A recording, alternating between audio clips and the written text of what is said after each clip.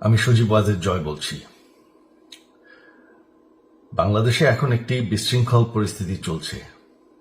সারা দেশে আমাদের ভাঙচুর হচ্ছে, লুটপাট হচ্ছে, আমাদের শহরের বাইরে আমাদের নেতাকর্মী, আমাদের আওয়ামী লীগের নেতাকর্মীদের উপর হামলা চলছে, অনেকে হত্যা করা হয়েছে।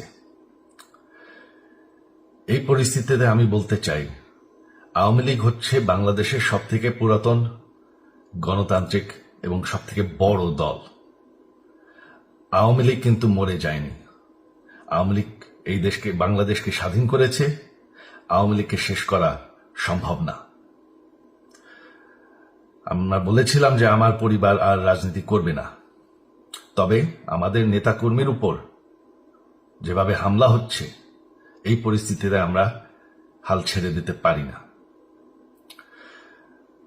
বাংলাদেশে যদি গণতন্ত্র, নতুন বাংলাদেশ গড়ে তুলতে হয়, আওয়ামী লীগ ছাড়া সম্ভব না। আওয়ামী লীগ হচ্ছে সব থেকে বড় দল। আওয়ামী লীগ কোথাও যাবে না, আওয়ামী লীগ শেষ হয়ে যাবে না, আওয়ামী লীগকে শেষ করা সম্ভব না।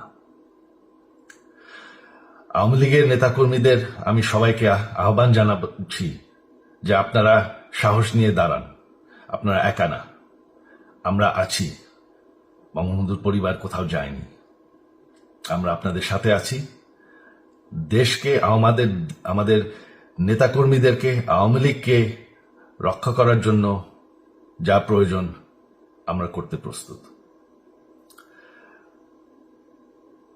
এই যে আমাদের বর্তমান যারাই আছে ক্ষমতায়, তাদেরকে আমি বলবো যে আমরাও একটি গণতান্ত্রিক, শৃঙ্খল, নিরাপদ বাংলাদেশ চাই, জঙ্গিবাদ মুক্ত। তার জন্য আমরা সবার সাথে আলোচনা করতে প্রস্তুত। শুধুমাত্র তারা যদি জঙ্গিবাদ এবং ভায়োলেন্স বাদ দেয়। শেখ হাসিনা মরে যাননি, আমরা কোথাও যাইনি। বাংলাদেশ আওয়ামী লীগ ছাড়া গণতন্ত্র, নির্বাচন সম্ভব না। এই বলে আমি আমার কথা শেষ করছি। জয় বাংলা।